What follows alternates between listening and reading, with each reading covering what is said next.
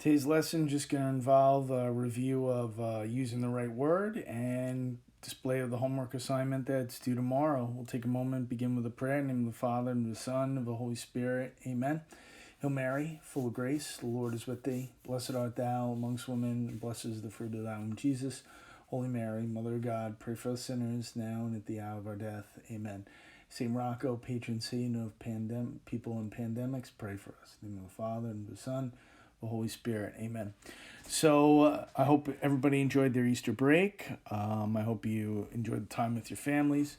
The only thing that I'm just going to assign here is the homework that's due tomorrow, which is a review of choosing the right word. The notes are listed in Schoology in the previous lessons. So if you missed any of the older lessons, you can go back and watch those and get those notes. And then today it's just a question of doing the assignment sheet and submitting it to Schoology.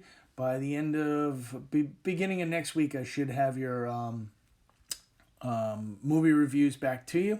And then we'll talk later in the week about our last writing assignment, which is our personal narrative.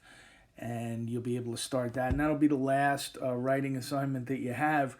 Remember, all the writing assignments have to be turned in to get credit for the class. So if any of you are missing your